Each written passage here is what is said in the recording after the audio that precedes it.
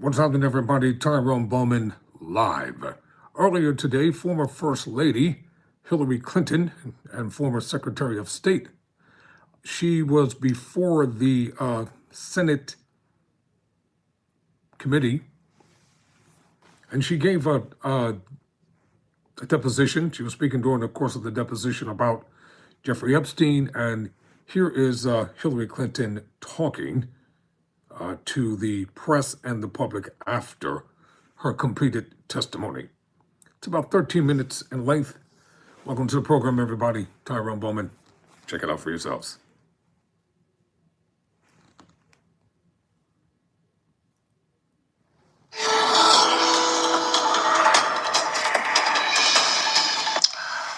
We're going to take you now to Chappaqua, New York, where Hillary Clinton is speaking about her deposition with lawmakers earlier today. Let's take a listen. As fully as I could, based on what I knew, and what I knew is what I said in my statement this morning.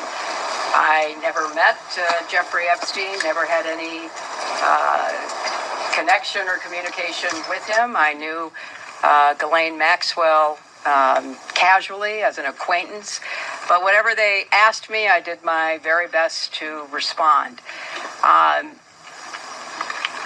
It was disappointing that they refused to hold a public hearing, so I wouldn't have to be out here characterizing it for you. You could have seen it for yourself. We had asked for that. We think it would have been better for the committee and its efforts to gather whatever information they are seeking. We had a bit of a challenge in the beginning because we had agreed upon rules based on the fact it was going to be a closed hearing at their demand, and one of the members violated that rule. Ladies and gentlemen, it is apparent that there was never going to be a public hearing held because they didn't want a public hearing, because they know deep down the inside of themselves that what they're doing is wrong. Let's get back to the video. We had a bit of a challenge in the beginning because we had agreed upon rules based on the fact it was going to be a closed hearing at their demand, and one of the members violated that rule, which was very upsetting because it suggested that they might violate other of our agreements. So we had to cease the hearing for a period of time until we could get assurances that no rules would be broken going forward, and we returned to answer questions repetitively, literally over and over again. I don't know how many times I had to say I did not know Jeffrey Epstein. I never went to his island. I never went to his homes. I never went to his offices. So it's on the record numerous times. It then got, at the end, quite unusual because I started being asked about UFOs and a series of questions about Pizzagate, one of the most vile, bogus conspiracy theories that was propagated on the internet, that was serving as the basis of a member's questions to me.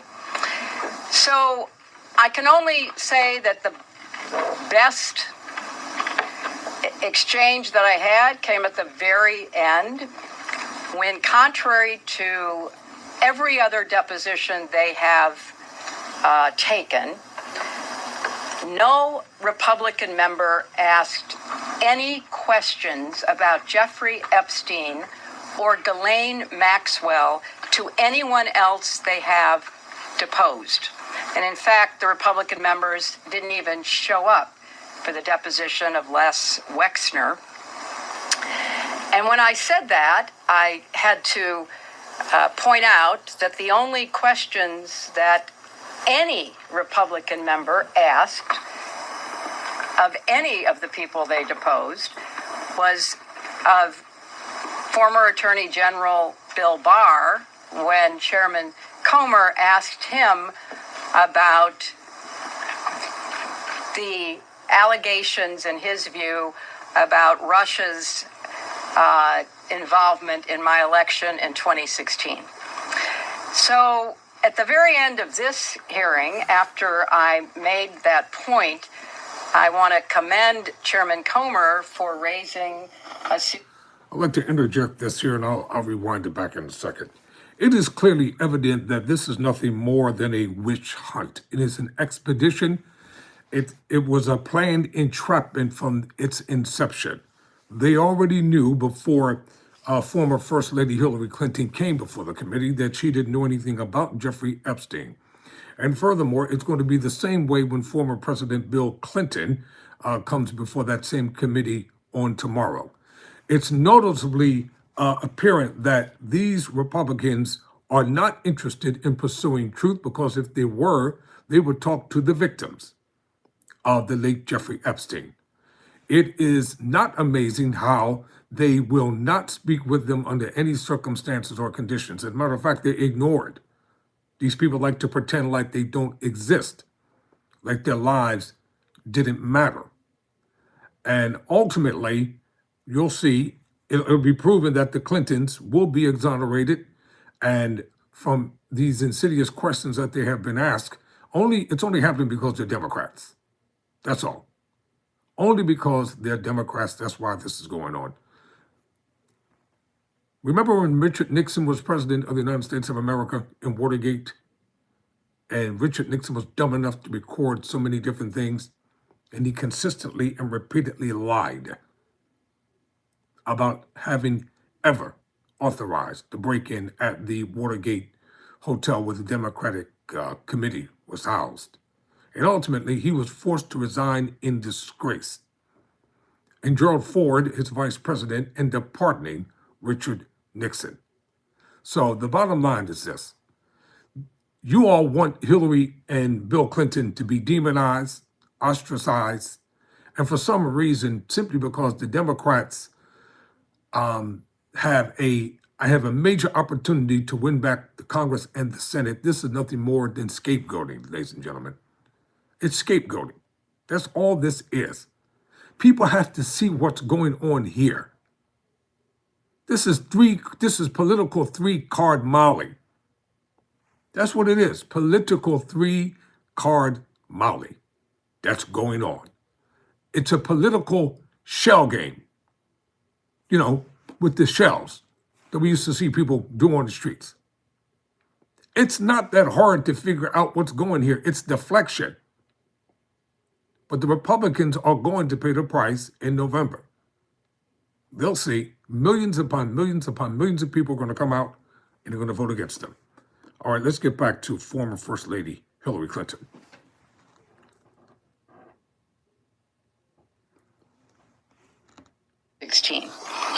So at the very end of this hearing, after I made that point, I want to commend Chairman Comer for raising a series of significant questions that I responded to about the nature of the investigation and the areas that I thought should be explored.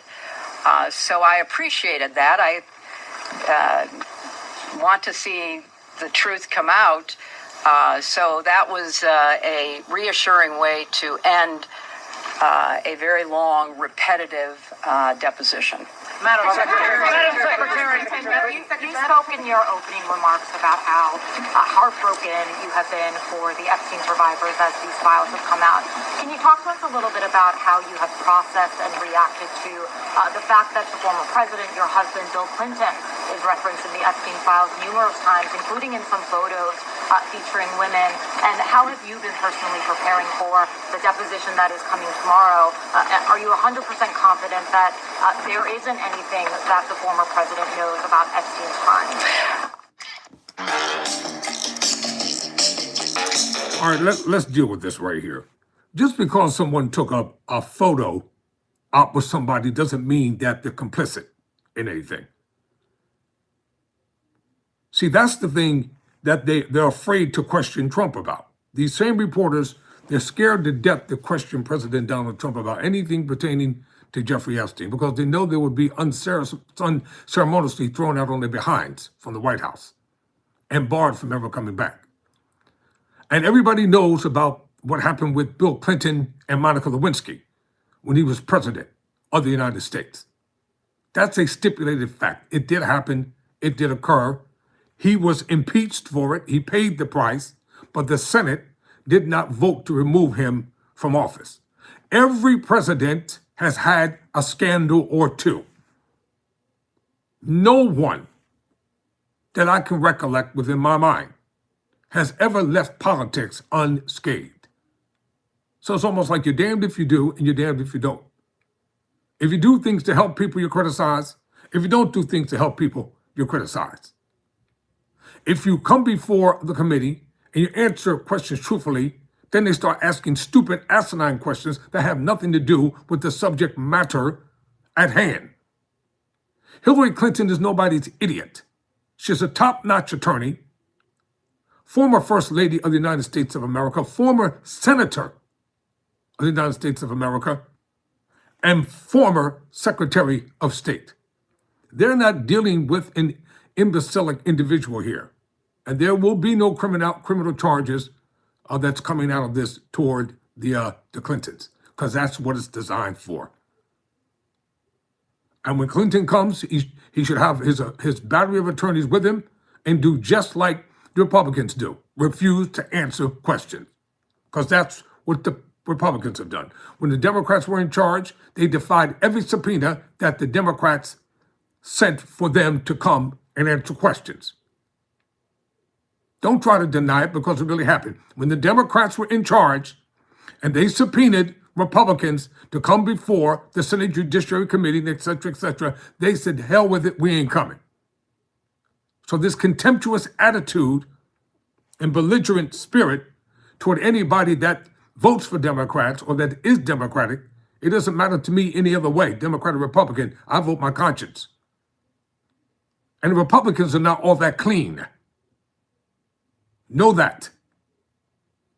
People have demonized the Democrats and they've tried to create demigods within the Republican Party. And that's the reason why the midterm elections are so vitally important as we go into the spring and the summer season. Politically, you have to come out swinging. Because if America continues to go down this pathway, America, that as you know it, will be no more. And don't tell me it's all about money. There are more important things in life outside of making a dollar. Too many folk have sold their souls for $1. And in the end, they were left with nothing but an empty, shallow soul. And that's what a lot of these politicians are doing. In the end, they're going to be miserably by themselves.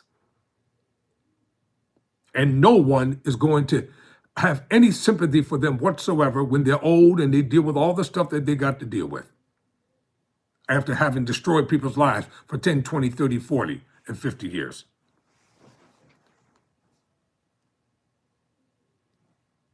You've been personally preparing for the deposition that is coming tomorrow. Are you 100% confident that there isn't anything that the former president knows about Epstein's crime? I am, and I think the chronology of the connection that he had with Epstein ended several years before anything about Epstein's criminal activities came to light, and that he was charged and sadly given a sweetheart deal, which, as I said in my statement, had that not happened, perhaps his predatory behavior could have been stopped earlier.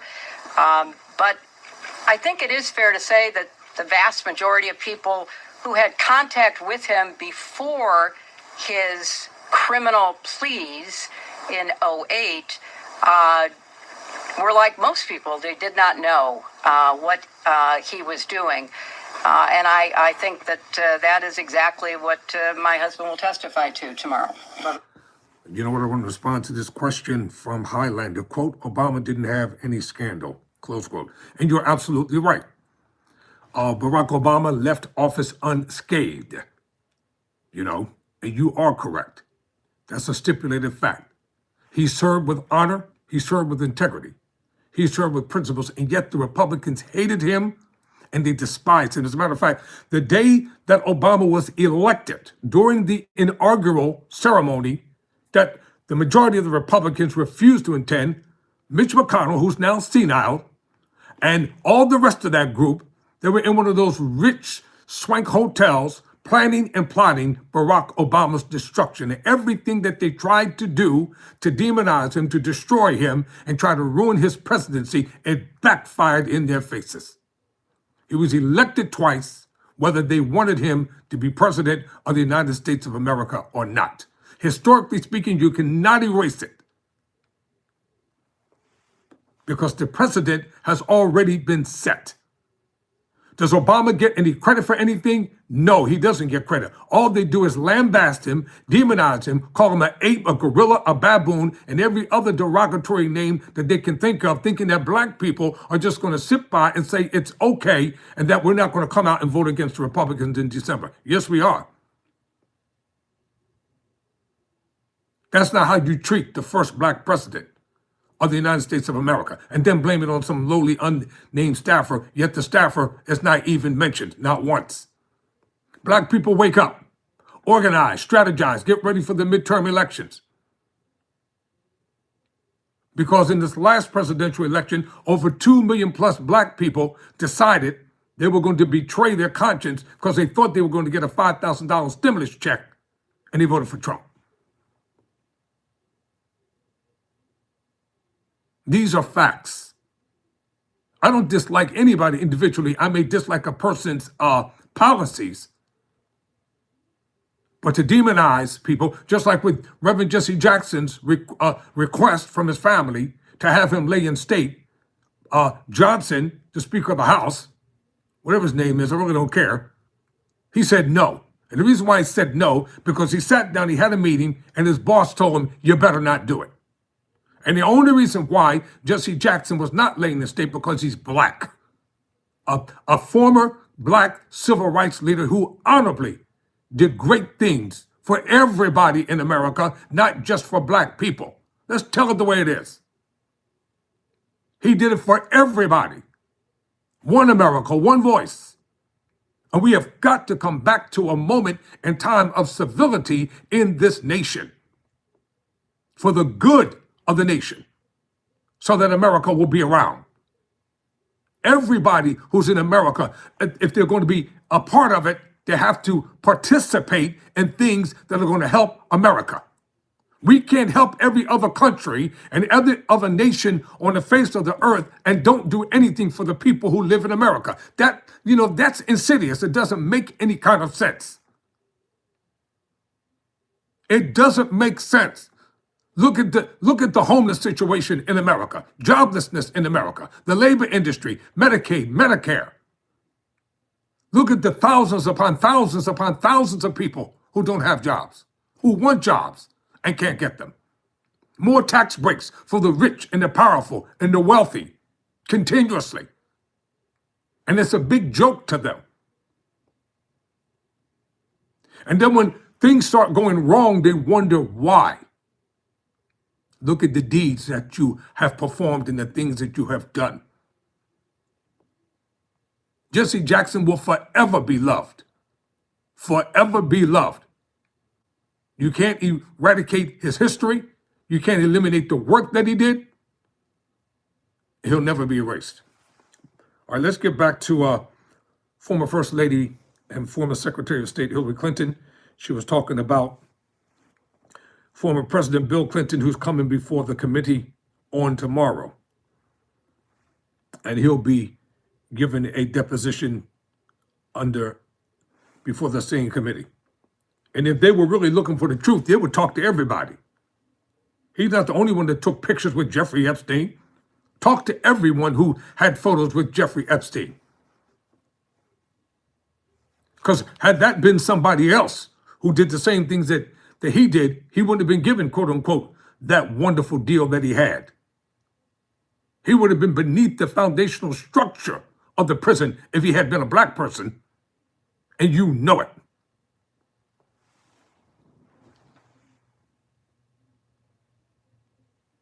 Madam Secretary, can I ask?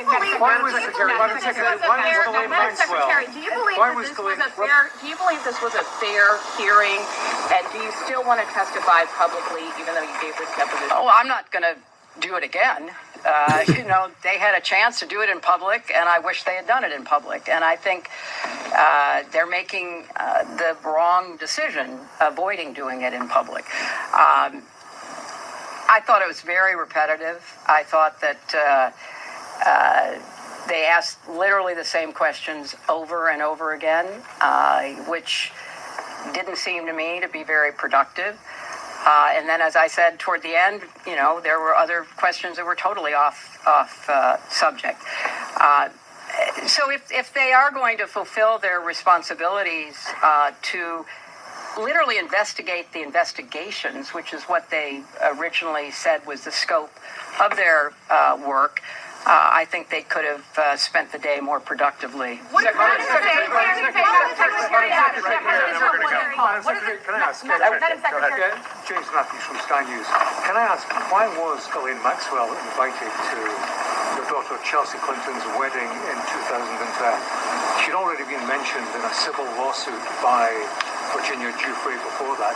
Jeffrey Epstein had already been convicted before that. She came as the plus one, the guest of someone who was invited. Thank you all. What does that have to do with the fact that the woman already said she did not know him, she had no association with him? What does that have to do with the price of cheese? Nothing. Sometimes these reporters, in their quest to do their jobs, they want to please their editors and their bosses, they just ask stupid questions. Instead of them dealing with the fact that she came before the committee. And as she said, she's not going to do it again. They asked for a public hearing. They said no. And the reason why they didn't want it public, because they didn't want the public to see of the spectacle that they were making of themselves. That's why it wasn't made public. They did it behind closed doors because they knew that they were wrong in what they're doing.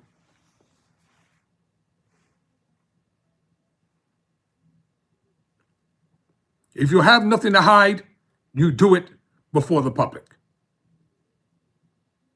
Don't run from the truth. If you haven't done anything wrong, you haven't done anything wrong. You don't have anything to be worried about. Let people say what they want to say about you. Let them write what they write. But if you know that you haven't done anything wrong, maintain your integrity at all costs. That's why I could never be a politician, because I'm too honest. I'll speak what's on my mind. There's no compromising. Politics is a dirty, filthy game. All right, I'm going to conclude with Hillary Clinton. Your husband in the hot tub in the swimming pool. What message does it say that? I don't know when the video will be out. I don't know when the transcript will be out. We've asked that they be out as quickly as possible, and then you can see everything. Thank you. President was in the hot tub. We heard from Bill Gates concerns about Epstein trying to blackmail. I have no idea why. I'd like to see these same coward reporters try to talk to President Trump the way they talk to Hillary Clinton. Let's see these same reporters try to question President Trump with the same contempt and disrespect. They didn't even want to treat her like a human being, like the lady that she is. What more can be said, ladies and gentlemen? The total disrespect, the blatant, ignorant questioning to her. You ask one question, and before she can answer the question, you're going on to another question. You reporters need to get it together. If you're going to be in the reporting business and you want to promote yourselves to whatever it is that you're aspiring for, learn how to talk to people with respect, with civility. Never forget your manners, because your manners will take you a long way where your talent will leave you standing out in the cold. And with that, ladies and gentlemen, I'm going to leave it right there. Thank you all for watching. If you like this channel, thank you all for the likes. I see them up and they're coming up on the screen. Thank you all for your comments, pro and con. Everybody's welcome on this channel. I've said it before. Everybody from all walks of life, faith, nationalities, colors, ethnic origins, political differences, everybody's welcome here. So subscribe to Tyrone Bowman Live. I appreciate it. See you in the next video. Never surrender. Never quit.